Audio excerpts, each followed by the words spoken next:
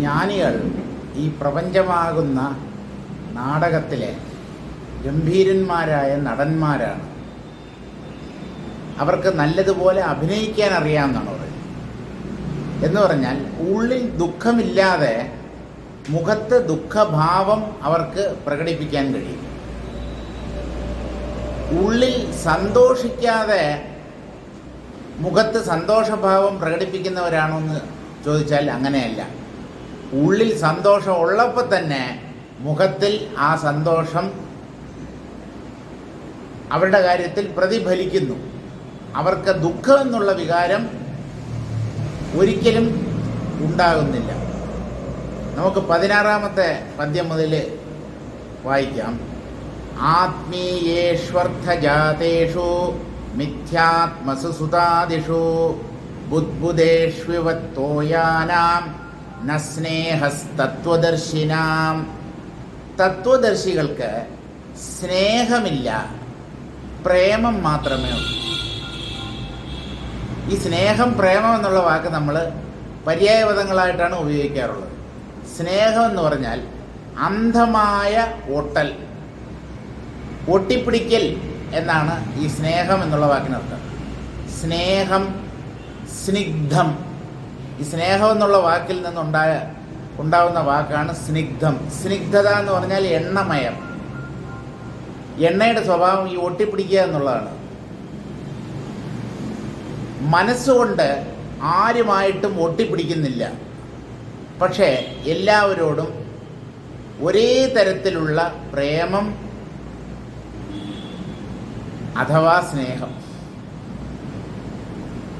അപ്പോൾ ഈ ഒട്ടാതിരിക്കുക എന്നുള്ളതാണ് ജ്ഞാനികളുടെ സവിശേഷത. ആത്മീയേഷു അർത്ഥജാതേഷു, തൻ്റേതാണ് എന്ന് പലരും കരുതുന്ന കുറേ സംഭവങ്ങളുണ്ട് ഈ ലോകത്ത്. ഭാര്യ ഭർത്താവിനെ തൻ്റേതാണെന്ന് കരുതുന്നു. അതുപോലെ ഭർത്താവ് ഭാര്യയെയും തൻ്റെ ഭാര്യ എന്ന് കരുതുന്നു. അല്ല, അങ്ങനെയല്ലേ, എൻ്റെ മാത്രം ഭാര്യയല്ലേ, പലരുടെയും ഭാര്യയാണോ? ആ അർത്ഥത്തിലല്ല. തൻ്റേത് എന്ന് പറഞ്ഞ ഒന്നുമില്ല ഇവിടെ. എൻ്റേത്, ഇതാണ് ബന്ധം, ഇതാണ് സംസാര ബന്ധം. ഈ ഭാവം ഉള്ളിൽ നിന്ന് നീങ്ങിയാൽ നമ്മൾ ഓരോരുത്തരും ജ്ഞാനികളാണ്. പക്ഷെ ഈ ഞാൻ എൻ്റേത്, ഈ രണ്ടിനെയും അത്ര പെട്ടെന്ന് ഉപേക്ഷിക്കാൻ സാധ്യമല്ല. തൻ്റെ വസ്തുവകകൾ, തൻ്റെ വീട്, തൻ്റെ നിലം പുരയിടം, തൻ്റെ പണം, ഇതൊക്കെ മിഥ്യയാണ്. അതുപോലെ മിഥ്യാത്മസു സുതാദിഷു, തനിക്ക് ജനിച്ച തൻ്റെ കുട്ടികൾ ഇല്ലാന്ന്. ഇതൊക്കെ പറയാൻ കൊള്ളാൻ സാധിക്കും. സ്വന്തം കുട്ടികളെ ഇല്ലാന്നെങ്ങനെയാ ഒരു മാതാവോ പിതാവോ അംഗീകരിക്കുക എന്ന് ചോദിച്ചാൽ, ഒരു കാര്യം നിങ്ങൾ മനസ്സിലാക്കിയാൽ, എന്തിനേയും നമുക്ക് ഉള്ളതാണെന്ന് അനുഭവിക്കുമ്പോഴും ഇല്ലാത്തതാണ് എന്ന് തള്ളിക്കളയാൻ പറ്റും. ഉള്ളത് എന്ന് പറഞ്ഞാൽ എന്താണോ എന്നുമുള്ളത്, അത് മാത്രമാണ് ഉള്ളത്. ഇല്ലാതിരുന്നിട്ട് ഇടയ്ക്ക് ഉണ്ടാവുന്നത് എപ്പോഴെങ്കിലും ഇല്ലാതാവും. ഇല്ലാതായിക്കഴിഞ്ഞാൽ അത് ഇല്ല എന്നുള്ള കാര്യം മനസ്സിലാവുന്നുണ്ടല്ലോ. ഇപ്പൊ പ്രശ്നം എവിടെയാണെന്ന് ചോദിച്ചാൽ, ഇല്ലാത്തത് ഉള്ളതുപോലെ തോന്നുമ്പോൾ അതിനെ ഇല്ലാത്തതാണെന്ന് നമുക്ക് അംഗീകരിക്കാൻ പറ്റുന്നില്ല. ഉണ്ടായതെല്ലാം നശിക്കും. ഏതാണോ ജനിച്ചത് അതെല്ലാം എന്നെങ്കിലും ഒരു ദിവസം ഇല്ലാതാവും. ഇല്ലാതിരുന്നിട്ട് ഉണ്ടായവയാണ് ഈ പ്രപഞ്ചത്തിലുള്ള എന്തും. നമ്മുടെ കുഞ്ഞുങ്ങളും അങ്ങനെ തന്നെ. നമ്മുടെ ശരീരം പോലും അങ്ങനെയാണെന്ന് അല്ല എന്ന് പറയാൻ ഇവിടെ ഇരിക്കുന്ന ആർക്കെങ്കിലും ധൈര്യമുണ്ടോ? ഇല്ലാതിരുന്നിട്ട് ഉണ്ടെന്ന് തോന്നുന്നതാണ് ശരീരം. ദിവസേന നമ്മുടെ ഉറക്കത്തിൽ ഇല്ലാതാവുന്നതുമാണ് ഈ ശരീരം. അല്ല, ശരീരം എവിടെയുണ്ട്? ഞാൻ അറിയുന്നില്ല. നിങ്ങളുടെ അനുഭവത്തിൽ നിന്ന് അത് ഇല്ലാതാവുന്നില്ലേ? ശരീരം നശിക്കുന്നു എന്ന് പറഞ്ഞാൽ ഇല്ലാത്തതായി നാം അനുഭവിക്കുന്ന എന്തും നമ്മെ സംബന്ധിച്ച് ആ സമയത്ത് ഇല്ലാത്തത് തന്നെയാണ്. അനുഭവത്തിലുള്ളതിനെ മാത്രമേ ഉള്ളത് എന്ന് നമുക്ക് അംഗീകരിക്കാൻ പറ്റൂ. സുഷുപ്തിയിൽ നമ്മുടെ ശരീരം നമ്മുടെ അനുഭവത്തിലില്ല, ദേഹാനുഭവം ഇല്ല. അപ്പോൾ ആ ഉറങ്ങുന്ന വേളയിൽ, ഗാഠനിദ്രയിൽ ശരീരം ഇല്ലാത്തതിന് തുല്യമാണ്. അല്ല, വീണ്ടും അത് ഉള്ളതായിട്ട് അനുഭവപ്പെടുന്നുണ്ടല്ലോ. അത് മനസ്സ് പൊന്തി വരുന്നു. ആ മനസ്സ് ശരീരം ഉണ്ടെന്നുള്ള ഭ്രമത്തെ ജനിപ്പിക്കുന്നു. നമ്മൾ ഉണ്ടെന്ന് കരുതുന്നു. അപ്പോൾ ഈ ലോകത്തുള്ള എന്തും സൃഷ്ടിക്കപ്പെട്ടതാണ്, ഉണ്ടാക്കപ്പെട്ടതാണ് എന്ന് പറഞ്ഞാൽ ഇല്ലാതിരുന്നിട്ട് ഉണ്ടായവയാണ്. മിഥ്യാത്മസ് സുതാദിഷു, പുത്രന്മാർ മുതലായ എല്ലാത്തിലും ഈ നിയമം നമുക്ക് പരീക്ഷിക്കാവുന്നതാണ്. എന്ത്? ഇല്ലാതിരുന്നിട്ട് ഇടയ്ക്ക് ഉണ്ടായവ. അതെല്ലാം ഭ്രമമാവാനേ തരമുള്ളൂ. ബുദ്ബുദേഷ്വിവ തോയാനാം, തോയാനാം ബുദ്ബുദേഷ്വിവ. ബുദ്ബുദം കുമിള, വെള്ളത്തിലുണ്ടാകുന്ന കുമിള. അതിനെ ആരെങ്കിലും ശാശ്വതമാണ് എന്ന് കരുതുമോ? അതിലാരെങ്കിലും സ്ഥിരബുദ്ധി, അതെന്നും അവിടെ ഉണ്ടാവും എന്ന് ആരും കരുതാറില്ല. കുറേ സമയം കാണപ്പെടും, കണ്ടുകൊണ്ടിരിക്കുമ്പോൾ തന്നെ തകർന്നു പോകും. അതാണ് നീർക്കുമിളകളുടെ സ്വഭാവം. അപ്പോൾ വെള്ളത്തിലുള്ള കുമിളകളെപ്പോലെ തത്വദർശികൾക്ക് ഈ പ്രപഞ്ചത്തിലുള്ള ഒന്നിലും മനസ്സുകൊണ്ട് ഒട്ടിപ്പിടുത്തമില്ല. അതാണ് അവർ സുഖിക്കാൻ കാരണം. നമുക്ക് സുഖം അനുഭവപ്പെടാതിരിക്കാൻ കാരണം മനസ്സുകൊണ്ട് പലതിലും നമ്മൾ ഒട്ടിപ്പിടിച്ചിരിക്കുന്നു. ഈ മനസ്സുകൊണ്ടുള്ള ഒട്ടിപ്പിടുത്തം എന്ന് പറഞ്ഞാൽ എന്താണ് എന്ന് ചോദിച്ചാൽ, ഒരു തരത്തിലുള്ള തെറ്റിദ്ധാരണയാണത്. തൻ്റേതല്ലാത്തതുകളെ തൻ്റേതാണെന്ന് കരുതുന്നു.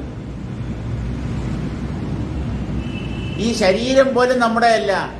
നമ്മുടേതാണെങ്കിൽ ഇത് നഷ്ടമാവുകയില്ലായിരുന്നല്ലോ. മരിച്ചു പോകുമ്പോഴേ നമ്മൾ ഈ ശരീരത്തെ ഉപേക്ഷിച്ചിട്ടാണ് പോകുന്നത്. മറ്റുള്ളവർ അതിനെ കൊണ്ടുപോയി കത്തിക്കുകയോ കുഴിച്ചിടുകയോ ചെയ്യുന്നു. അപ്പോൾ ഇതൊന്നും ശാശ്വതമല്ല. ഇത് ഒരു തരത്തിലുള്ള ഭ്രമമാണ്. ഈ ഭ്രമമാണ് ദുഃഖത്തിന് കാരണം. വസ്തുക്കളെ കൈകാര്യം ചെയ്തോളൂ, കുടുംബാംഗങ്ങളുമായി രമ്യമായ ഒരു ബന്ധം സ്ഥാപിച്ചോളൂ, അവരുടെ കാര്യം നോക്കിക്കോളൂ, അതിനൊന്നും തടസ്സമില്ല. പക്ഷേ അത് സത്യമാണ് എന്ന് മാത്രം കരുതരുത്. അങ്ങനെ കരുതാതെ ജ്ഞാനികൾ ജീവിക്കുന്നത് കൊണ്ടാണ് അവർ എപ്പോഴും സുഖവും ശാന്തിയും അനുഭവിച്ചു കൊണ്ട് കഴിയുന്നത്.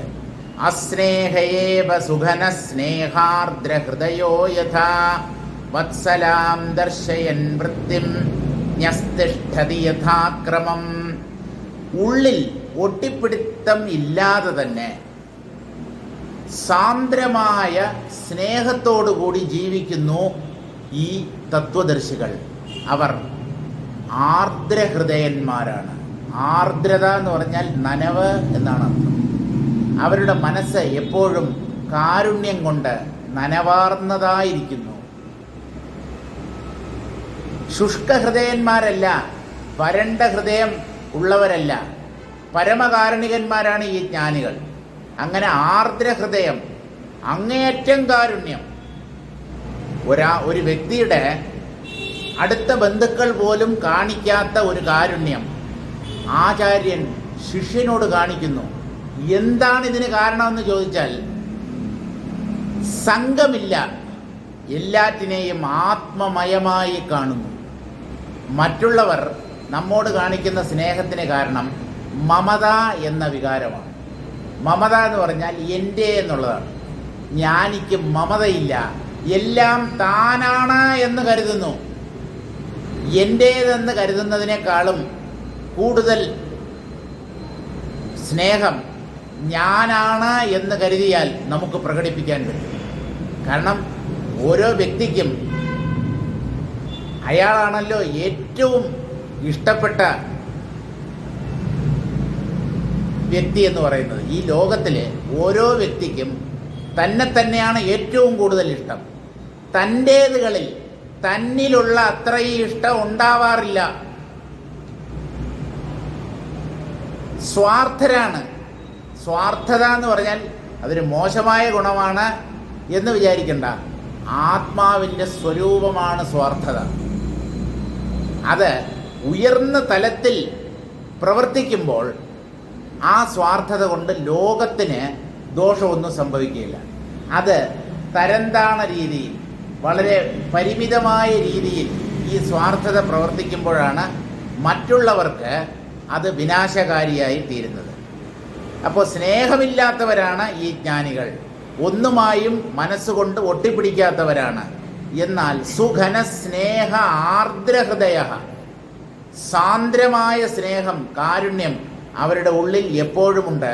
ആ കാരുണ്യത്താൽ അവരുടെ ഹൃദയം നനഞ്ഞു കുതിർന്നിരിക്കുന്നു എന്നാണ്. ഇതൊന്നും ജ്ഞാനം നേടാത്ത ഒരു വ്യക്തിക്ക് മനസ്സിലാക്കാൻ പറ്റും എന്ന് ഞാൻ കരുതുന്നില്ല. എന്തൊക്കെയായാലും തൻ്റെ കുടുംബാംഗങ്ങളോടും തൻ്റെ കുഞ്ഞുങ്ങളോടുമുള്ള സ്നേഹമല്ലേ ലോകത്തിലെ ഏറ്റവും ശ്രേഷ്ഠം. അതിനേക്കാളും വലിയ ഒരു സ്നേഹമുണ്ടോ? ഉണ്ട് എന്നാണ് വേദാന്തത്തിൻ്റെ പ്രഖ്യാപനം. ഒരു ജ്ഞാനി എല്ലാറ്റിനെയും ആത്മമയമായി കാണുന്നു. തന്നിൽ നിന്ന് അന്യമല്ലാതെ എന്നു കാണുന്നു സർവവും. അന്നേതു മോഹം ഏത് ശോകം ഏകത്വദൃക്കിന്. ഉപനിഷത്തിന്റെ ചോദ്യമാണിത്. ജ്ഞാനി ഒന്നിനെയും തന്നിൽ നിന്ന് അന്യമായി കാണുന്നില്ല. എല്ലാം തൻ്റെ തന്നെ പ്രതിരൂപങ്ങൾ. അങ്ങനെ കാണുന്ന ഒരു വ്യക്തിക്ക് അന്നേതു മോഹം, അയാൾക്ക് എന്ത് മോഹമാണ്, അയാൾക്ക് എന്ത് ഭ്രമമാണ് സംഭവിക്കുക? മോഹമില്ലെങ്കിൽ ശോകമില്ല. ഭ്രമിക്കുന്നത് കൊണ്ടാണ് ദുഃഖം ഉണ്ടാകുന്നത്. തെറ്റിദ്ധാരണയിൽ നിന്നുണ്ടാകുന്നതാണ് ദുഃഖം. ജ്ഞാനിയുടെ ഉള്ളിൽ മോഹമില്ലാത്തത് കൊണ്ട് അദ്ദേഹത്തിന് ശോകവും ഉണ്ടാവുക വയ്യ. ഇങ്ങനെ മോഹങ്ങളിൽ നിന്നെല്ലാം മുക്തരായി ജ്ഞാനികൾ കഴിയുന്നു. അവരുടെ ഉള്ളിൽ ഈശ്വരീയമായ ഒരു കാരുണ്യം. ഈശ്വരന് ഭക്തനെന്നോ അഭക്തനോ എന്നോ ഉള്ള വ്യത്യാസമില്ല. സകലതിനെയും തുല്യമായി കാണുന്ന ഒരാളായിട്ടാണ്, അല്ലെങ്കിൽ ഒരു തത്വമായിട്ടാണ് ഈശ്വരനെ നാം കാണുന്നത്. അതുപോലെയുള്ള ഒരു ഈശ്വരീയമായ സ്നേഹമാണ് ജ്ഞാനിയുടെ ഉള്ളിലുള്ളത്. വത്സലാം ദർശയൻ വൃത്തി. എല്ലാവരോടും അദ്ദേഹത്തിന് വാത്സല്യം എന്ന ഭാവമാണുള്ളത്. വാത്സല്യം എന്ന് പറഞ്ഞാൽ കുഞ്ഞുങ്ങളോട് നമുക്ക് തോന്നുന്ന ഇഷ്ടത്തെയാണ് വാത്സല്യം എന്ന് പറയുന്നത്. ഒരു വ്യക്തിക്ക് അയാളുടെ ജീവിത പങ്കാളിയോട് തോന്നുന്ന സ്നേഹം വാത്സല്യമല്ല, അത് പ്രേമമോ കാമമോ ആണ്. പക്ഷെ കുഞ്ഞുങ്ങളോട് തോന്നുന്ന സ്നേഹം, അതിനാണ് വാത്സല്യം എന്ന് പറയുന്നത്. എല്ലാം സ്നേഹം തന്നെയാണെങ്കിലും പലതരം സ്നേഹങ്ങളുണ്ട് ഈ ലോകത്തിൽ. പണത്തിനോട് സ്നേഹമുള്ളവരുണ്ട്. പണത്തിനോട് വാത്സല്യമുണ്ടെന്നോ ഞാൻ പണത്തിനെ പ്രേമിക്കുന്നു എന്നോ ആരും പറയാറില്ല. എനിക്ക് പണത്തോട് ഇഷ്ടമുണ്ട്, ഞാൻ പണത്തെ ആഗ്രഹിക്കുന്നു, അങ്ങനെയൊക്കെയാണ് നമ്മൾ പറയുക. അപ്പോൾ എല്ലാവരോടും വാത്സല്യം എന്നുള്ള ഒരൊറ്റ ചിത്തവൃത്തി മാത്രമേ ജ്ഞാനികൾക്കുള്ളൂ. ആ ചിത്തവൃത്തിയെ അവർ സദാ പ്രകടിപ്പിച്ചുകൊണ്ട് കഴിയുന്നു. ജ്ഞസ്തിഷ്ഠതി യഥാക്രമം. ജ്ഞഹ എന്ന് പറഞ്ഞാൽ ജ്ഞാനി എന്നർത്ഥം. ഇതിൻ്റെ മുമ്പിൽ ഒരു ആ ചേർത്താൽ അജ്ഞഹ, അജ്ഞാനി എന്നർത്ഥം. അജ്ഞൻ എന്നുള്ള വാക്ക് നമുക്കറിയാം. ജ്ഞൻ എന്നുള്ള വാക്ക് ആരും കേട്ടിട്ടുണ്ടാവത്തില്ല. അജ്ഞൻ്റെ വിപരീത പദമാണ് ജ്ഞൻ. അജ്ഞൻ എന്ന് പറഞ്ഞാൽ അജ്ഞാനി. അപ്പോൾ ജ്ഞൻ എന്ന് പറഞ്ഞാൽ ജ്ഞാനി എന്നർത്ഥം. ഇങ്ങനെ ജ്ഞാനി ഓരോ പരിതസ്ഥിതിയിലും എന്ത് പ്രവർത്തിക്കണമോ അതിനെ നല്ലതുപോലെ അറിഞ്ഞ് ലോകത്തിൽ ജീവിക്കുന്നു. വായൂനിവ പ്രവാഹസ്ഥാ സ്പൃശന്തി വിഷയാൻ മുധാ ദേഹസത്താവിഷാൻ മൂഢാ ലീയന്തേ വിഷയോദരേ. വായൂനിവ പ്രവാഹസ്ഥാഃ സ്പൃശന്തി വിഷയാൻ മുധാ. ബാഹ്യ വിഷയങ്ങളെ ഒരു കാരണവുമില്ലാതെ യാതൊരു പ്രയോജനവുമില്ലാതെ വായു പ്രവാഹത്തെ സ്പർശിക്കുന്നത് പോലെ സ്പർശിക്കുന്നു. ആര്? ജ്ഞാനി. വായു ഒരു നദീപ്രവാഹത്തെ എന്ന് പറഞ്ഞാൽ ആ നദീജലത്തെ എങ്ങനെയാണോ സ്പർശിക്കുന്നത്, സ്പർശിച്ച് അത് കടന്നു പോകുന്നു. അതുകൊണ്ട് വായുവിന് ഒരു തരത്തിലുള്ള ബാധയും ഉണ്ടാവുന്നില്ല. അതുപോലെ വിഷയങ്ങളെ ജ്ഞാനി കൈകാര്യം ചെയ്യുന്നു. പക്ഷേ അത് രാഗദ്വേഷങ്ങൾക്ക് കാരണമാകുന്നില്ല.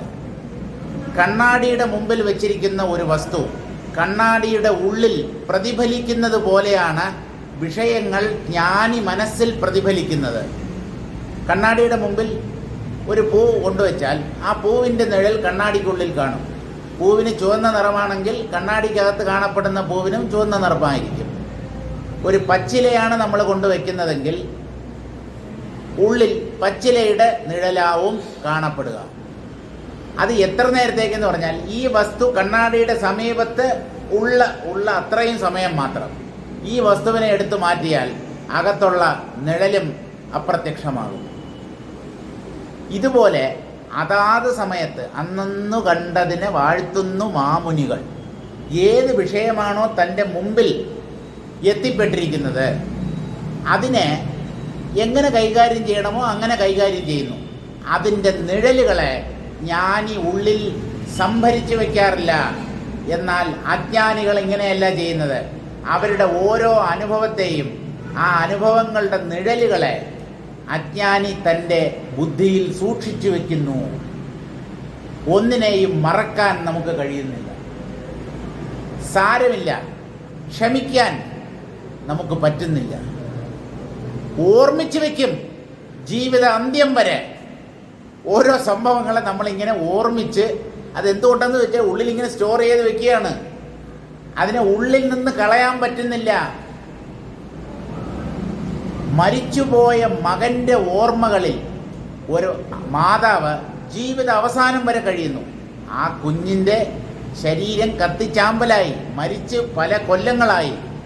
എന്നിട്ടും ആ പുത്രനെയോ പുത്രിയെയോ ചിന്തിച്ചുകൊണ്ട് കഴിയുന്നു ആ മാതാപിതാക്കൾ. ഇതെന്തിന്? ഈ ഓർമ്മകളിൽ കടിച്ചു തൂങ്ങിയുള്ള ജീവിതം. അതാണ് ദുഃഖത്തിന് കാരണം. വിട്ടേക്കൂ. സ്മരണയിൽ പ്രപഞ്ച വിഷയങ്ങളെ ഒന്നിനെയും സൂക്ഷിച്ചു വയ്ക്കരുത്. ഉള്ളിൽ സൂക്ഷിക്കപ്പെടേണ്ടത് ആത്മാവ് മാത്രം. ആത്മാവിനെ കുറിച്ചുള്ള ചിന്ത മാത്രമേ ഉള്ളിലുണ്ടാകാവൂ. പ്രപഞ്ച വിഷയങ്ങളെക്കുറിച്ചുള്ള ചിന്തകളും സ്മരണകളും പരിത്യജിക്കപ്പെടണം. നശ്വര പദാർത്ഥങ്ങളെ അല്ലെങ്കിൽ ആ പദാർത്ഥങ്ങളെക്കുറിച്ചുള്ള ചിന്തകളെ, ഭാവനകളെ, ഓർമ്മകളെ സൂക്ഷിച്ചു വെക്കുന്നത് കൊണ്ട് എന്ത് പ്രയോജനമാണ്? ഓർമ്മകൾ നിഴലുകളാണ്. സ്മൃതികൾ നിഴലുകൾ തേങ്ങും മനസ്സിൽ മായാതെ എഴുതിയ കഥകളോ കവിതകളോ എന്ത് പണ്ടാരോ ആയിക്കോട്ടെ. സ്മൃതികൾ നിഴലുകൾ എന്നാണ്. സ്മരണ, ഓർമ്മ വെറുതെ കുറെ നിഴലാണത്. നടന്ന് കഴിഞ്ഞ സംഭവങ്ങളാണ്. അതിന് നമുക്ക് വിടാൻ പറ്റുന്നില്ല. കല്യാണം കഴിഞ്ഞ് 2 or 3 കുട്ടികളുടെ മാതാവോ പിതാവോ ആയി. സ്ത്രീയാണെങ്കിൽ മാതാവാകും, പുരുഷനാണെങ്കിൽ പിതാവാകും. എന്നിട്ടും പണ്ട് കോളേജിൽ താൻ സ്നേഹിച്ച ആ പെൺകുട്ടിയെയോ ആൺകുട്ടിയെയോ ഇനിയും ഓർത്തുകൊണ്ട് കഴിയുന്നു. ഇത് നിഴലല്ലാതെ പിന്നെ വേറെന്താണ്? അരിയും തിന്ന് ആശാരിച്ചയും കടിച്ചിട്ട് നാക്കി പിന്നെയും മുറുമുറുപ്പ് എന്ന് പറഞ്ഞവരെ നൊസ്റ്റാൾജിയ എന്ത് പണ്ടാരം ആയിക്കോട്ടെ. ഗൃഹാതുരത്വം. ഇത് ഗൃഹാതുരത്വമല്ല, തല്ലുകൊള്ളാത്തതിന്റെ കുറവാണ്.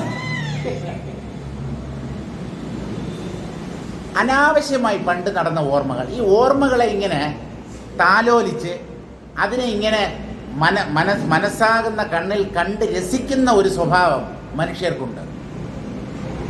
അല്ല, നല്ലതല്ലേ ഞങ്ങള് ഒന്നിനെ ഓർത്തു നോക്കിയെങ്കിലും അല്പം സന്തോഷിച്ചോട്ടെ. സന്തോഷിക്കുന്നതിൽ തെറ്റില്ല. പക്ഷെ അതെന്തിനെന്നാണ്? യഥാർത്ഥ സന്തോഷം ആത്മാവിൽ നിന്ന് കിട്ടുമെന്നിരിക്കെ ഈ നിഴലുകളെ ലാളിക്കുന്നത് കൊണ്ട് കിട്ടുന്ന സന്തോഷത്തിനായി നമ്മൾ എന്തിന് ശ്രമിക്കണം? അതിൻ്റെ ആവശ്യമില്ല. വായൂനിവ പ്രവാഹസ്ഥാഹ സ്പൃശന്തി വിഷയാൻ മുധ അജ്ഞാസ്തു ന സുജ്ഞവത് അനാസക്ത്യാ വിഷയാൻ ഭോക്തും ജാനന്തീത്യാഹ. അജ്ഞന്മാർ സുജ്ഞന്മാരെ പോലെ എന്ന് പറഞ്ഞാൽ ജ്ഞാനികളെ പോലെ ആസക്തിയില്ലാതെ വിഷയങ്ങളെ അനുഭവിക്കാൻ അജ്ഞാനികൾക്ക് കഴിയില്ല. അവർക്ക് വിഷയങ്ങളെ അനുഭവിക്കുമ്പോൾ ഒട്ടിപ്പോകുന്നു അവരുടെ മനസ്സ്. ആസക്തി അവരറിയാതെ ഉള്ളിലുണ്ടാകുന്നു. ഈ ആസക്തി തന്നെയാണ് വാസനകളായി ഉള്ളിൽ ശേഖരിക്കപ്പെടുന്നത്. വിഷയങ്ങളെ അനുഭവിക്കൂ, അനുഭവിച്ചു കഴിഞ്ഞാൽ അതിനെ വിട്ടേക്കൂ. അങ്ങനെ ഒന്നും ഞാൻ അനുഭവിച്ചിട്ടേയില്ല.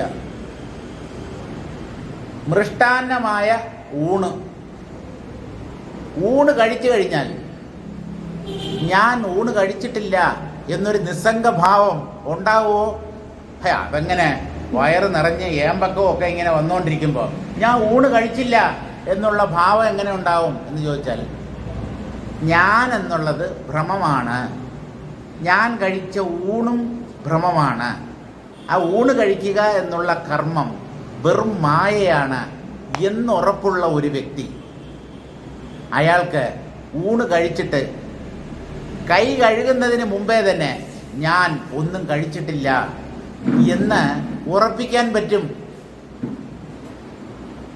മനസ്സാണ് അല്ലെങ്കിൽ ബുദ്ധിയാണ് ഈ തീരുമാനമെടുക്കേണ്ടത്. നമ്മൾ ചെയ്യുന്ന ഓരോ ചെറിയ ചെറിയ കർമ്മത്തിൽ പോലും നമുക്ക് അമിതമായ ആസക്തിയുണ്ട്. നമ്മൾ വാങ്ങിക്കുന്ന സാധനം വീട്ടിലെ ആവശ്യത്തിന് വേണ്ടി വാങ്ങിച്ചാണ്, കട്ടിലോ മേശയോ കസേരയോ അല്ലെങ്കിൽ പാത്രങ്ങളോ.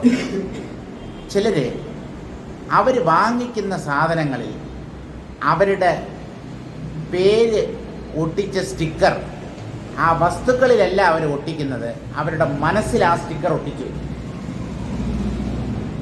പല ആൾക്കാരും ഉണ്ട്. അത് എപ്പോഴറിയാമെന്ന് പറഞ്ഞാൽ, ഇത് ഞാൻ വാങ്ങിച്ച മേശയാണ്, നാളെ വീതം വയ്ക്കുമ്പോൾ ഈ മേശ ഞാനാണ് കാശ് മുടക്കി വാങ്ങിച്ചത്, അത് ഞാൻ എടുത്തോണ്ട് പോകും എന്ന് പറയും. ഒരു മേശ വാങ്ങിച്ചത്, ആ മേശയിൽ ഇവൻ്റെ പേര് എഴുതി ഒട്ടിച്ച് വെച്ചിട്ടില്ല എന്നേ ഉള്ളൂ. അത് ഞാനാണ് വാങ്ങിച്ചത് എന്ന ഓർമ്മ, ആ ഒരു വാസന അയാളുടെ ഉള്ളിൽ കിടപ്പുണ്ട്. നാളെ വീതം വെക്കുന്ന സമയമാകുമ്പോൾ അതിങ്ങ് എൻ്റെ സ്വന്തം കാശ് കൊണ്ട് വാങ്ങിച്ചതാണ്. ഇങ്ങനെ നമ്മൾ വാങ്ങിക്കുന്ന അല്ലെങ്കിൽ നമ്മൾ വാങ്ങിക്കുന്ന സാധനങ്ങളായാലും ചെയ്യുന്ന പ്രവൃത്തികളായാലും നമ്മുടെ മനസ്സ് അതിൽ ഒട്ടിപ്പോവും.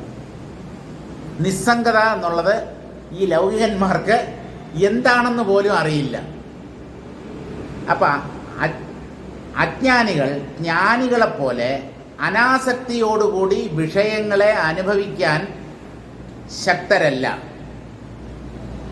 തേഹി ദേഹാത്മനൈവ യാ സ്വസത്ത തല്ലക്ഷണാത് വിഷാൻ മൂഢാഹ സന്താപമൂർച്ഛിതാഹ ഇവ കാമാദി സന്താപശാന്തയെ അത്യാസക്തിയാ വിഷയോദരേ ലീയന്തേ.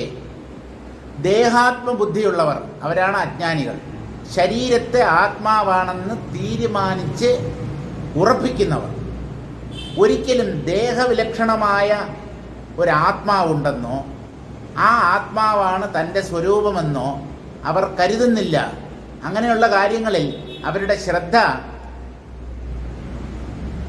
അവർക്ക് ശ്രദ്ധയുണ്ടാകുന്നേയില്ല. ദേഹത്തെ തന്നെ ആത്മാവായി കരുതി താൻ ഒരു വ്യക്തിയാണ് എന്ന തീരുമാനത്തിലെത്തി. അത് ഒരു തരത്തിലുള്ള വിഷമാണ് എന്നാണ് പറയുന്നത്. ഈ അഹങ്കാരവും മമതയും, ഞാനൊരു വ്യക്തിയാണ് എന്ന ഭാവം ഉള്ളിൽ നിന്നകലാതെ ആത്മാവിനെ സാക്ഷാത്കരിക്കാൻ സാധ്യമല്ല. വ്യക്തിത്വമാണ് ആത്മസാക്ഷാത്കാരത്തിന് പ്രധാന തടസ്സമായി നിൽക്കുന്നത്. ഈ ഞാൻ അകന്ന് ഞാനിൻ്റെ അധിഷ്ഠാനമായ താനിൽ അഥവാ ആത്മാവിൽ നമുക്ക് നിലയുറപ്പിക്കാൻ കഴിയണം. ഇതാണ് ദുർഗാനന്ദ സ്വാമി എപ്പോഴും പറയുന്നത്. ഞാൻ ഭാവത്തിൽ നിന്ന് താൻ ഭാവത്തിലേക്ക് ഉയരണം. എങ്ങനെയാണ് ഉയരാൻ കഴിയുക? ഈ ഞാനിൻ്റെ അസ്തിത്വത്തെ വിശകലനം ചെയ്ത് അങ്ങനെ ഒന്നില്ല എന്ന് തീരുമാനിക്കുക. ചുമ്മാ ഞാനില്ല ഞാനില്ല ഞാനില്ല എന്ന് പറഞ്ഞ് ഒരു നോട്ട് പുസ്തകത്തിൽ ഒരു 50 പ്രാവശ്യം ഇമ്പോസിഷൻ എഴുതുന്നത് പോലെ എഴുതിയത് കൊണ്ടോ, അല്ല അഹം ബ്രഹ്മാസ്മി അഹം ബ്രഹ്മാസ്മി അഹം ബ്രഹ്മാസ്മി എന്നൊരു 1008 പ്രാവശ്യം ജപിച്ചത് കൊണ്ടോ ഞാൻ എന്നുള്ള ഭാവം ഉള്ളിൽ നിന്ന് അകലുകയില്ല. തത്വവിചാരത്തിലൂടെ ഈ ഞാൻ എന്താണ് എന്ന് വിശകലനം ചെയ്ത് ഇത് പൊന്തി മറയുന്ന ഒന്നാണ്. ജാഗ്രത്തിലും സുഷുപ്തിയിലും ഇത് നമ്മുടെ ഒപ്പമുണ്ട്. ഗാഠനിദ്രയിലും അബോധാവസ്ഥയിലും ഇതിൻ്റെ പൊടി പോലുമില്ല കാണാൻ. എങ്ങോട്ട് പോകുന്നു? ഇത് ഉള്ളപ്പോഴേ ഇല്ലാത്തതാണ്. ഇല്ലാത്തതിന് നിങ്ങൾ ഉണ്ട് എന്ന് കരുതി ഭ്രമിച്ചു. എന്നിട്ട് അത് അതിൻ്റെ തനി ഗുണം കാണിക്കുമ്പോൾ എന്ന് പറഞ്ഞാൽ അത് ഇല്ലാതായി പോകുമ്പോൾ ഇത് എങ്ങോട്ട് പോയി എന്ന് അന്വേഷിക്കുന്നു. അത് ഇല്ലാന്ന് ഉള്ളപ്പോൾ തന്നെ ചിന്തിച്ച് വിശകലനത്തിലൂടെ അറിയൂ. പ്രപഞ്ചം മിഥ്യയാണ്. ഇത് എങ്ങനെയാണ് ഒരാൾ ഉറപ്പിക്കുക? ഇന്ദ്രിയങ്ങളും മനസ്സും സത്യമെന്ന പോലെയാണ് ഈ പ്രപഞ്ചത്തെ നമുക്ക് കാണിച്ചു തരുന്നത്. ഇതിനെ ഇല്ലാന്ന് എങ്ങനെ തീരുമാനിക്കും? ഇതാണ് പലരുടെയും ഉള്ളിലുള്ള സംശയം. ജഗത്ത് മിഥ്യ, ജഗത്ത് മിഥ്യ. അത് ജ്ഞാനം നേടിയതിന് ശേഷമല്ലേ? ഞങ്ങൾ അജ്ഞാനികളാണല്ലോ. ഞങ്ങൾ എങ്ങനെയാണ് ഈ ജഗത്തിനെ മിഥ്യയാണ് എന്ന് കരുതുക എന്ന് ചോദിച്ചാൽ, ഈ ജ്ഞാനം നേടുന്നത് എങ്ങനെയാണെന്നറിയാമോ? ജഗത്തിന് മിഥ്യ മിഥ്യ എന്ന് നിരന്തരം വിശകലനം ചെയ്ത് ആവർത്തിച്ച് ചിന്തിച്ചാണ് ജ്ഞാനത്തിലേക്ക് പോകുന്നത്. അപ്പോൾ ജ്ഞാനികൾ മാത്രമേ ജഗത്തിനെ മിഥ്യയായി കരുതുന്നുള്ളൂ എന്ന് വിചാരിക്കരുത്. ജ്ഞാനികളുടെ അനുഭവമാണ് ജഗത്ത് മിഥ്യ എന്നുള്ളത്. ഒരു സാധകൻ അല്ലെങ്കിൽ ഒരു അജ്ഞാനി, ഒരു സാധാരണ ലൗകികൻ ജ്ഞാനികളുടെ അനുഭവത്തെ സാധനയായി അംഗീകരിക്കണം എന്ന് പറഞ്ഞാൽ ജഗത്ത് മിഥ്യയാണെന്ന് നിരന്തരം ഭാവന ചെയ്ത് ഉറപ്പിക്കണം. അങ്ങനെയാണ് നമ്മൾ ജ്ഞാനത്തിലേക്ക് എത്തുക. അല്ലാതെ ജ്ഞാനത്തിൽ എത്തിക്കഴിഞ്ഞിട്ട് ജഗത്ത് മിഥ്യയാണെന്ന് അറിയുകയല്ല. ജഗത്ത് സത്യമാണ് എന്ന് കരുതുന്നതാണ് അജ്ഞാനം. അതുകൊണ്ട് ഇതിനെ ഒരു സാധനയായി അംഗീകരിക്കൂ. പ്രപഞ്ചം മിഥ്യയാണ്, ഞാൻ എന്ന ഒരു വ്യക്തിത്വം ഇല്ല എന്ന് നിരന്തരം ഭാവന ചെയ്ത് യുക്തിയുടെ അടിസ്ഥാനത്തിൽ വിചാരം ചെയ്ത് ഉറപ്പിക്കണം. ക്രമേണ ജഗത്ത് മിഥ്യയാണ് എന്ന അനുഭവം നമുക്ക് സിദ്ധിക്കും. അത് തന്നെയാണ് ജ്ഞാനം എന്ന് പറയുന്നത്. ഈ അജ്ഞാനികൾ എന്താ ചെയ്യുന്നത്? ശരീരത്തെ ആത്മാവാണെന്ന് കരുതി, തന്നെ ഒരു വ്യക്തിയാണെന്നും കരുതി, അങ്ങനെ ആ തെറ്റിദ്ധാരണയാകുന്ന വിഷം അവരുടെ ശരീരത്തിലും മനസ്സിലും ബുദ്ധിയിലും വ്യാപിച്ചിരിക്കുന്നു. പാമ്പിൻ്റെ വിഷം ശരീരത്തിൽ വ്യാപിക്കുന്നത് പോലെ തെറ്റിദ്ധാരണയാകുന്ന വിഷം താൻ ആത്മാവായിരിക്കെ തന്നെ ശരീരമാണ് എന്ന് കരുതുന്നു. ആ തെറ്റിദ്ധാരണയാകുന്ന വിഷം മൂഢന്മാരുടെ ഉള്ളിൽ സർവത്ര വ്യാപിച്ചിരിക്കുന്നു. സന്താപമൂർച്ഛിതാഹ ഇവ. വിഷം വ്യാപിച്ചു കഴിഞ്ഞാൽ ബോധക്ഷയം വരും, ബോധം കെട്ട് വീഴും. അതുപോലെ സന്താപം എന്നുള്ള ബോധക്ഷയം സംഭവിച്ചിരിക്കുന്നു ഈ അജ്ഞാനികൾക്ക്. സന്താപം ദുഃഖം, തെറ്റിദ്ധാരണയിൽ നിന്നുണ്ടാകുന്നതാണ് ദുഃഖം. ശരിയായ ജ്ഞാനം സുഖത്തിലേക്കാണ് നമ്മെ നയിക്കുക. അതുകൊണ്ട് നിങ്ങൾക്ക് സുഖം, ആനന്ദം, സ്വസ്ഥത ഇതാണ് വേണ്ടതെങ്കിൽ ധാരണയെ മാറ്റൂ. ഇപ്പോൾ നമ്മുടെ ഉള്ളിലുള്ളത് തെറ്റിദ്ധാരണയാണ്. ആ തെറ്റിദ്ധാരണയെ വിചാരത്തിലൂടെ നീക്കി ശരിയായ ധാരണ ഉള്ളിൽ ഉറപ്പിക്കണം. അങ്ങനെ ആയാൽ മോഹമകലും അഥവാ തെറ്റിദ്ധാരണയകലും തെറ്റിദ്ധാരണ നീങ്ങിയാൽ അതിൻ്റെ ഉത്പന്നമായ ദുഃഖവും ഉള്ളിൽ നിന്ന് നീങ്ങും. അങ്ങനെ സന്താപം എന്നുള്ള ഒരു മോഹാലസ്യം ലൗകികന്മാരെ ബാധിച്ചിരിക്കുന്നു. കാമാദി സന്താപശാന്തയെ അത്യാസക്തിയ വിഷയോദരേ ലീയന്തേ.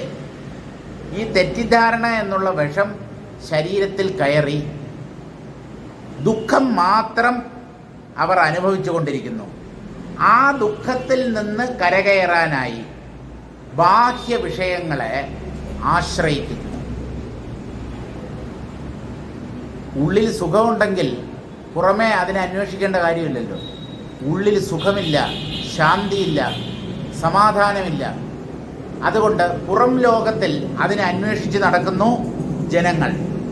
അപ്പോൾ കാമം തുടങ്ങിയ വികാരങ്ങളെ, അങ്ങനെയുള്ള ദുഃഖങ്ങളെ, മനസ്സിൻ്റെ ചലനങ്ങളെ ഉപശമിപ്പിക്കാനായി വളരെയധികം ആസക്തിയോടുകൂടി വിഷയങ്ങളിൽ മുങ്ങിപ്പോകുന്നു. ബാഹ്യ വിഷയങ്ങളിൽ മുഴുകിക്കഴിയുന്നു അജ്ഞാനികൾ. തഥാ ലീനാഭി. അങ്ങനെ ബാഹ്യ വിഷയങ്ങളിൽ ലയിച്ചു കിടക്കുമ്പോഴും പ്രതപ്ത വൈതരണീ നദീപ്രവാഹസ്ഥ നാരകി പുരുഷ ഉപരിഭാഗേന വായൂനിവ വിഷയാൻ കിഞ്ചിദേവ മുധാസ്പൃശന്തി ന തത്വതഃ കാർസ്ന്യേന വിഷയമനുഭൂയ വിശ്രമിതും ശക്നുവന്തി ഇത്യർത്ഥഃ. ഇങ്ങനെ വിഷയങ്ങളിൽ അജ്ഞാനികൾ മുങ്ങിക്കിടക്കുമ്പോഴും അവർക്ക് യഥാർത്ഥ സുഖം ഒരിക്കലും ലഭിക്കുന്നില്ല.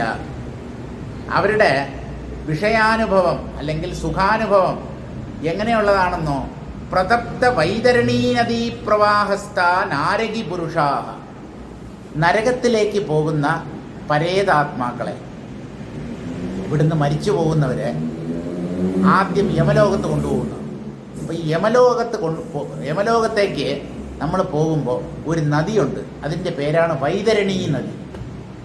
ആ വൈതരണീ നദിയിലൂടെ എന്താണ്, വെള്ളമാണോ ഒഴുകുന്നതെന്ന് ചോദിച്ചാൽ അല്ല.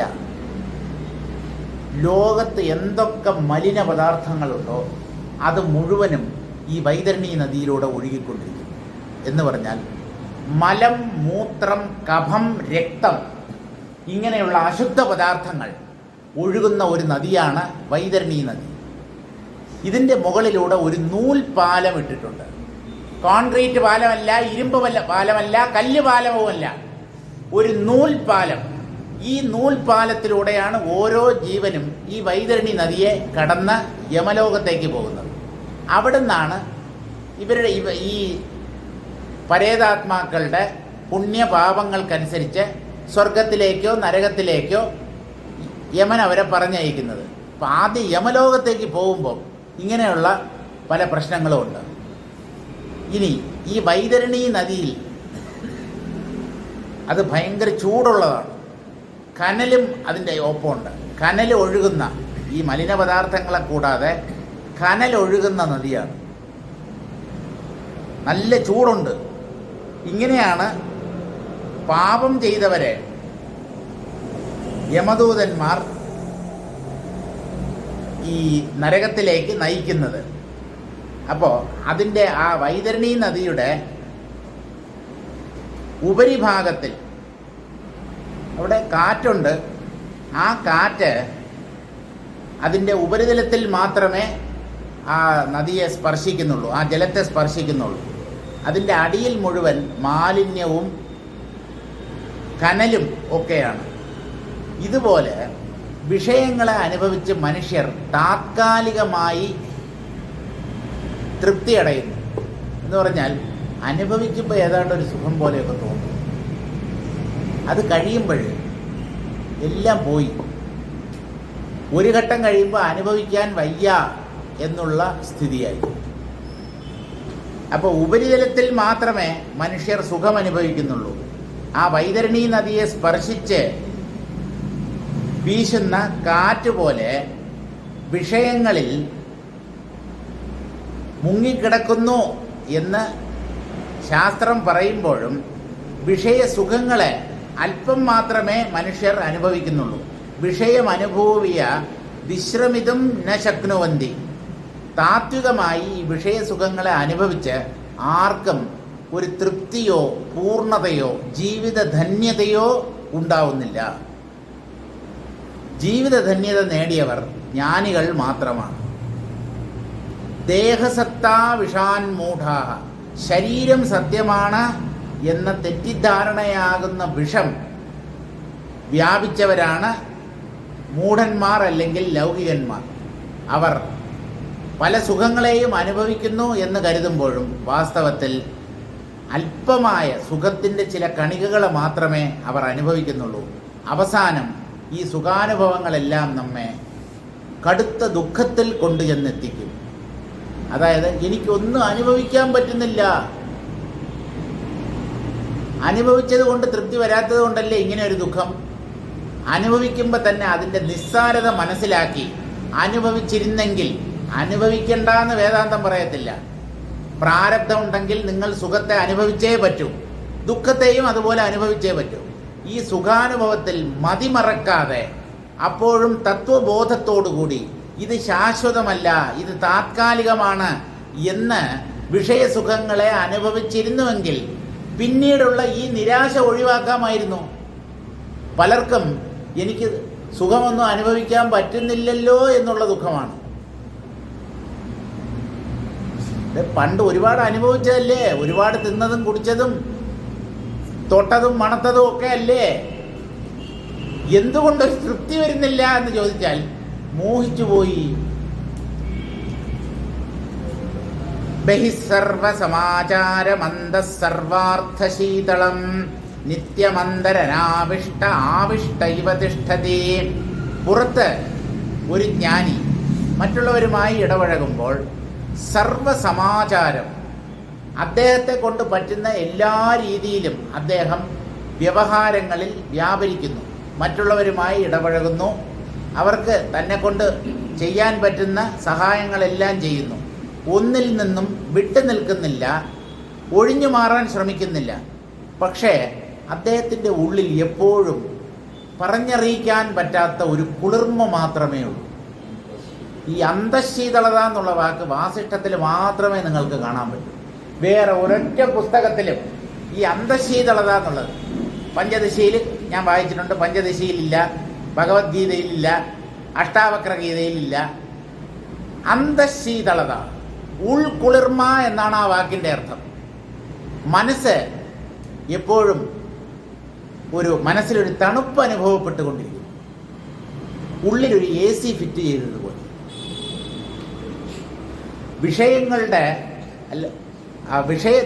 വിഷയങ്ങളിൽ നിന്നുള്ള ആ ദുഃഖം നമ്മെ ബാധിക്കുന്നില്ല. സന്താപം എന്നാണ് പറയുന്നത് ദുഃഖങ്ങളെ. താപം എന്ന് പറഞ്ഞാൽ ചൂട് എന്നാണ്. ദുഃഖം കൊണ്ട് മനുഷ്യരുടെ ഹൃദയം നീറുകയാണ് ചെയ്യുന്നത്. സുഖമെന്ന് പറയുന്നത് ഒരു കുളിർമ പോലെയാണ്. അപ്പോൾ ഇദ്ദേഹം എല്ലാ കർമ്മങ്ങളിലും വ്യാപരിക്കുന്നുണ്ടെങ്കിലും എപ്പോഴും ഇദ്ദേഹത്തിൻ്റെ ഉള്ളിൽ ഒരു ശീതളിമ മാത്രമേ ഉള്ളൂ, ഒരു കൂൾനെസ്, ഇന്നർ കൂൾനെസ്. ഈ ജ്ഞാനിയുടെ ഉള്ളിൽ അനുഭവപ്പെടുന്ന ആ കുളിർമയെയാണ് നമ്മുടെ പുരാണങ്ങളിലും ഇതിഹാസങ്ങളിലുമൊക്കെ ഹിമാലയ പർവ്വതമായി ചിത്രീകരിച്ചിട്ടുള്ളത്. ഹിമാലയം എന്ന് പറഞ്ഞാൽ എന്താ? ഹിമത്തിൻ്റെ ആലയം, മഞ്ഞ് മൂടിയ പർവ്വതം എന്നാണ് അർത്ഥം. മഞ്ഞിൻ്റെ സ്വഭാവം എന്ന് പറയുന്നത് തണുപ്പാണല്ലോ. അപ്പോൾ ജ്ഞാനികളുടെ ഉള്ള്, അവരുടെ മനസ്സ് മഹാമേരു പോലെ ഉറപ്പുള്ളതുമാണ്, എന്നാൽ കുളിർമയോടുകൂടിയതുമാണ്. അതുകൊണ്ട് ജ്ഞാനികളുടെ മനസ്സിനെയാണ് ഹിമാലയം എന്ന വാക്കുകൊണ്ട് ഉദ്ദേശിച്ചത്. നമ്മൾ വിചാരിച്ചിരിക്കുന്നത് ഭാരതത്തിൻ്റെ വടക്കേ അറ്റത്തുള്ള ഒരു വലിയ മലനിരയാണ് ഹിമാലയം എന്നാണ്. ഹിമാലയം എന്നുള്ള വാക്ക് ഇതിഹാസങ്ങളിൽ നിന്നും പുരാണങ്ങളിൽ നിന്നുമാണ് മനുഷ്യർ മനസ്സിലാക്കിയത്. ആ വാക്കിനെ ഈ ഭൂമിയിലുള്ള ഒരു പർവ്വതത്തിന് അവർ ഇട്ടുകൊടുത്തു, അത്രയേ ഉള്ളൂ. അന്തശീതളത തന്നെയാണ് ഈ ഹിമാലയം എന്ന പേരിൽ അറിയപ്പെടുന്നത്. ആ ഹിമാലയത്തിലുള്ള ഒരു കൊടുമുടിയായ കൈലാസത്തിലാണ് ശ്രീ പരമേശ്വരൻ കുടുംബസമേതം വസിക്കുന്നത് എന്ന് പറഞ്ഞാൽ എന്താണ് അർത്ഥം? ഉൾക്കുളിർമ നേടിയ ജ്ഞാനിയുടെ ഉള്ളിലാണ് ശിവഭഗവാനും അദ്ദേഹത്തിൻ്റെ ശക്തിയായ ധർമ്മപത്നിയായ പാർവതീ ദേവിയും വസിക്കുന്നത്. ഇങ്ങനെ വേണം മനസ്സിലാക്കാൻ. അല്ലാതെ ശിവന്റെ കെട്ടിയോളാണ് പാർവതി എന്ന് വിചാരിച്ചാൽ നിങ്ങൾക്കൊന്നും മനസ്സിലായിട്ടില്ല എന്നാണ് അർത്ഥം. ഇവിടെ ഭാര്യ ഭർത്താക്കന്മാർ, മാതാപിതാക്കൾ, അവർക്ക് ജനിച്ച കുഞ്ഞുങ്ങൾ, ഇതൊന്നുമില്ല. ഇങ്ങനെയൊക്കെ കഥയുടെ രൂപത്തിൽ അവതരിപ്പിച്ചു എന്നേ ഉള്ളൂ. ദൈവതത്വത്തിൽ എന്താണും എന്ത് പെണ്ണും? ദൈവത്തിന് ശരീരമേ ഇല്ല, അദ്ദേഹത്തിന് വ്യക്തിത്വമേ ഇല്ല. അദ്ദേഹത്തിന് എങ്ങനെ ഭാര്യയുണ്ടാവും, കുട്ടികളുണ്ടാവും? അദ്ദേഹത്തിന് മനുഷ്യ മനസ്സിൽ ഉദിക്കുന്ന വികാരങ്ങളോ വിചാരങ്ങളോ എങ്ങനെ ദൈവത്തിൻ്റെ ഉള്ളിലുണ്ടാവും? ഈ ദൈവത്തെ നമ്മെപ്പോലെ ഒരാളായി കരുതുന്നു. അവിടെയാണ് കുഴപ്പം. അതൊരു തത്വമാണ്, എങ്ങും നിറഞ്ഞു നിൽക്കുന്ന ഒരു തത്വത്തെയാണ് ദൈവം എന്ന് നമ്മുടെ ശാസ്ത്രങ്ങൾ പ്രഖ്യാപിക്കുന്നത്. നിത്യമന്തരനാവിഷ്ട. ബാഹ്യ വിഷയങ്ങളുമായി അദ്ദേഹം വ്യവഹരിക്കുമ്പോഴും അതിൽ ഒരൊറ്റ എണ്ണം പോലും ജ്ഞാനിയുടെ ഉള്ളിൽ സ്ഥാനം പിടിക്കുന്നില്ല. ഒന്നും ഉള്ളിലേക്ക് പ്രവേശിക്കുന്നില്ല. പുറമേ മാത്രമേ അതിനെ കൈകാര്യം ചെയ്യുന്നുള്ളൂ. കൈകാര്യം ചെയ്തു, ആ കർമ്മം ചെയ്തു, അതിനെ അപ്പം തന്നെ വിട്ടു. അതിനെക്കുറിച്ചുള്ള സ്മരണ പോലും പിന്നെ ഉള്ളിലില്ല. താൻ എന്തെങ്കിലും ചെയ്തതായിട്ട് ജ്ഞാനി ഒരിക്കലും കരുതുന്നില്ല. എന്നാൽ പല മഹാകാര്യങ്ങളും അദ്ദേഹം ചെയ്യുന്നു. ഇതെങ്ങനെ അദ്ദേഹത്തിന് സാധ്യമാകുന്നു എന്ന് ചോദിച്ചാൽ കർമ്മത്തിൻ്റെ നിരർത്ഥകത, കർമ്മത്തിൻ്റെ അയഥാർത്ഥ്യം, അത് യഥാർത്ഥമല്ല എന്നുള്ള കാര്യം അദ്ദേഹത്തിന് നല്ല ഉറപ്പുണ്ട്. ഒരു ജ്ഞാനിയുടെ കർമ്മങ്ങൾ അദ്ദേഹം സ്വപ്നത്തിൽ ചെയ്യുന്ന കർമ്മങ്ങളെ പോലെയാണ്. സ്വപ്നത്തിൽ നമ്മൾ പലതും ചെയ്യുന്നു, പലതും അനുഭവിക്കുന്നു. ഉണർന്നെഴുന്നേറ്റ് കഴിഞ്ഞാൽ അതെന്തെങ്കിലും നമ്മൾ യഥാർത്ഥത്തിൽ ചെയ്തതായി ഈ സ്വപ്നദ്രഷ്ടാവ് വിചാരിക്കുമോ? ഇല്ലല്ലോ. ഇല്ല എന്നാണ് തീരുമാനം. സ്വപ്നം എന്ന് പറയുന്നത് ഇല്ലാത്തതാണ്, വെറുതെ ഉള്ളതുപോലെ തോന്നി. ഇത് തന്നെയാണ് ജ്ഞാനിക്ക് തൻ്റെ സ്വന്തം കർമ്മങ്ങളെയും കുറിച്ചുള്ള കാഴ്ചപ്പാട്. അപ്പോൾ ഒരു വിഷയവും അദ്ദേഹത്തിൻ്റെ ഉള്ളിൽ പ്രവേശിച്ച് അദ്ദേഹത്തിൻ്റെ സ്വസ്ഥതയെ നശിപ്പിക്കുന്നില്ല. എന്നാൽ ആവിഷ്ടൈവ തിഷ്ഠതി, പലതും അദ്ദേഹത്തിൻ്റെ ഉള്ളിൽ പ്രവേശിച്ചതുപോലെ മറ്റുള്ളവർക്ക് തോന്നുന്നു. അദ്ദേഹത്തിന് ചില സമയം ദേഷ്യം വരാറുണ്ട്. അപ്പോൾ ഇദ്ദേഹം അല്പം ദേഷ്യമൊക്കെ ഉള്ള കൂട്ടത്തിലാണ് എന്ന് മറ്റുള്ളവർ വിചാരിക്കുന്നു. അദ്ദേഹത്തിന് ദേഷ്യവും ഇല്ല, കാമവും ഇല്ല, ഭയവുമില്ല, ഉള്ളിലൊരു സംഘർഷവും ഇല്ല, ഒന്നുമില്ല. പക്ഷേ ഇതൊക്കെ ഉള്ളതുപോലെ അദ്ദേഹം ചിലപ്പോൾ പുറമേ വ്യവഹരിച്ചു എന്ന് വരാം. കാരണം ഈ മായാമയമായ ലോകത്തിൽ ജീവിക്കാൻ ഇതൊക്കെ അത്യാവശ്യമാണ്. വെറും പാവത്താനായി പോയി കഴിഞ്ഞാൽ നമ്മുടെ പുറത്ത് ബാക്കിയുള്ളവർ കുതിര കയറും. നമ്മെ ജീവിക്കാൻ സമ്മതിക്കില്ല ഈ ലോകം.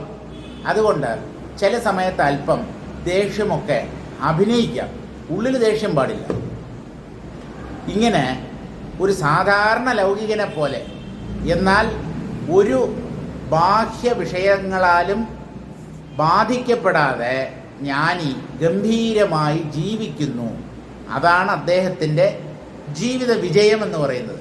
സർവൈഹി ശിഷ്ടൈഹി സമഹ ആചാരഃ യസ്യാം സ്ഥിതൗ. അദ്ദേഹം നല്ലവരുമായി മാത്രമേ സമ്പർക്കപ്പെടാറുള്ളൂ. ദുഷ്ടൻ്റെ കൂടെ ചേർന്നിട്ട് ദുഷ്ടന്മാരിൽ നിന്നൊക്കെ അദ്ദേഹം അകന്നു നിന്നതുകൊണ്ടാണ് ഈ ജ്ഞാനം എന്ന ഉന്നതമായ നില അദ്ദേഹത്തിന് കൈവരിക്കാൻ കഴിഞ്ഞത്. അതുകൊണ്ട് വീണ്ടും ഒരു ദുഷ്ട സംസർഗം അദ്ദേഹം ആഗ്രഹിക്കുന്നില്ല. ശിഷ്ടന്മാരുമായാണ് അദ്ദേഹം എപ്പോഴും ചേർന്ന് വസിക്കുന്നത്. ശിഷ്ടന്മാർ ചെയ്യുന്നത് പോലെ, അതായത് സജ്ജനങ്ങൾ എങ്ങനെയുള്ള കർമ്മങ്ങളാണോ ചെയ്യുന്നത് അതുപോലെയാണ് അദ്ദേഹം ഈ ലോകത്ത് കർമ്മങ്ങൾ ചെയ്തുകൊണ്ട് വർത്തിക്കുന്നത്. സർവേ അർത്ഥാശ്ച ശീതളാഹ യസ്യാം ഇതി ദ്വേ അപി സ്ഥിതിക്രിയാവിശേഷണേ. അദ്ദേഹത്തിൻ്റെ മനസ്സിൽ എപ്പോഴും ഒരു കുളിർമ മാത്രമേ ഉള്ളൂ, ശീതളമായ ഒരനുഭവം. അതിനെയാണ് ബ്രഹ്മാനുഭവം എന്ന് പറയുന്നത്. ജ്ഞാനം, ആത്മനിഷ്ഠ, അതൊക്കെ ഇരിക്കട്ടെ, പറഞ്ഞ മനസ്സിലാകുന്ന രീതിയിൽ പറയാമെന്ന് ചോദിച്ചാൽ നല്ല സുഖം, ഒരു ഉൾക്കുളിർമ, അതാണ് നമ്മൾ ആഗ്രഹിക്കുന്നത്. പക്ഷേ അത് കിട്ടുന്നുമില്ല. നമ്മൾ അന്വേഷിച്ച് നടക്കുന്നത് നമുക്ക് കിട്ടുന്നില്ല. നമ്മൾ ഒഴിവാക്കാൻ ശ്രമിക്കുന്നത് നിരനിരയായി തുരുതുരെ നമ്മെ തേടിയെത്തുന്നു. ഇതാണ് മായ എന്ന് പറയുന്നത്. നിങ്ങൾ അന്വേഷിക്കുന്ന സാധനം നിങ്ങൾക്കൊരിക്കലും കിട്ടുകയില്ല. എന്ന് വെച്ചാൽ ആത്മാവിനെ അന്വേഷിക്കേണ്ട എന്നല്ല. പുറമേ നിങ്ങൾ സുഖത്തെ അന്വേഷിച്ച് ഓടി നടന്നാൽ പുറം ലോകത്ത് നിന്നും നിങ്ങൾക്ക് സുഖം ഒരിക്കലും ലഭിക്കുകയില്ല. കാരണം ഇത് അനിത്യവും അസുഖവുമാണ്. ഈ പ്രപഞ്ചം മായയുടെ സൃഷ്ടിയാണ്. അവിടെ എങ്ങനെ യഥാർത്ഥ സുഖം നമുക്ക് ലഭ്യമാകും? സുഖത്തിൻ്റെ ഒരു കടൽ നമ്മുടെ ഉള്ളിലുണ്ട്. അതിനെ മറ മാറ്റി അനുഭവിക്കണം. അല്ല, ഒരു കടൽ എങ്ങനെയാണ് മറഞ്ഞു പോയത്? അതൊന്നും ചോദിച്ചിട്ട് കഥയില്ല. ആത്മാവിനെ നിങ്ങളിപ്പോൾ അറിയുന്നില്ല, നിങ്ങൾക്ക് ആത്മാനുഭവം ഇല്ല. അതുകൊണ്ട് അങ്ങനെ ഒന്ന് മറഞ്ഞിരിക്കുന്നു എന്ന് വേദാന്തം പറയുന്നു. അതിനെ മറമാറ്റി അങ്ങനെ ഒന്ന് അവിടെയുണ്ട് എന്ന് കണ്ടെത്തിയാൽ പിന്നെ ജീവിതത്തിൽ സുഖം മാത്രമേ ഉണ്ടാവുകയുള്ളൂ. അപ്പോൾ ആ അന്തശീതളിമയാണ് ജ്ഞാനി എപ്പോഴും ഉള്ളിൽ അനുഭവിക്കുന്നത്. അത് അറിവല്ലേ എന്ന് ചോദിച്ചാൽ അത് അറിവാണ്. ആത്മാവിനെ കുറിച്ചുള്ള അറിവ്, ഞാൻ ബ്രഹ്മമാണ് എന്ന അറിവ്, ബ്രഹ്മജ്ഞാനം. അതിൻ്റെ മറ്റൊരു പ്രകടനമാണ് ഉൾക്കുളിർമ എന്ന് പറയുന്നത്. അത് പ്രകാശവുമാണ്, കുളിർമയുമാണ്, തണുത്ത പ്രകാശമാണ് എന്നാണ് വേദങ്ങൾ അതിനെ പറയുന്നത്. തണുത്ത അഗ്നി, തണുപ്പുള്ള പ്രകാശം. അഗ്നി എങ്ങനെയാണ് തണുത്തിരിക്കുക? ചൂടുള്ളതല്ലേ? ചൂടല്ലേ അഗ്നിയുടെ സ്വഭാവം? നനഞ്ഞ് പ്രകാശിക്കുന്നത്, നനവോടുകൂടി പ്രകാശിക്കുന്നത് ആർദ്രമായ അഗ്നി. എന്താണ് ഈ ആർദ്രത? ഈ അന്തശീതളിമ തന്നെ, അതാണ് ആർദ്രത എന്ന് പറഞ്ഞത്. പിന്നെ പ്രകാശം എന്ന് പറഞ്ഞതോ അഗ്നി എന്ന് പറഞ്ഞതോ അത് അറിവാണ്. അറിവിനെ പ്രകാശം അല്ലെങ്കിൽ അഗ്നിയോടാണ് ഉപമിക്കുക. അതുകൊണ്ട് ഇത് നനഞ്ഞിരിക്കുന്ന ഒരു അഗ്നിയാണ്. നനഞ്ഞ വിറകും മറ്റ് ഇന്ധനങ്ങളും ഒന്നും കത്തത്തില്ല. ഇത് നനഞ്ഞിരിക്കവേ ജ്വലിക്കുന്ന അഗ്നിയാണ്. ഇങ്ങനെയൊക്കെയാണ് ഇതിനെ വർണ്ണിക്കുന്നത്. ഇത് മനസ്സിലാവുന്നില്ല എന്ന് ചോദിച്ചാൽ അത് ശരിയാണ്. ഇതിനെ അനുഭവിക്കാതെ ബുദ്ധി കൊണ്ട് ഇതിനെ പിടിച്ചെടുക്കാൻ പറ്റില്ല. ഇങ്ങനെ വസിഷ്ഠ മഹർഷി പറഞ്ഞു നിർത്തി.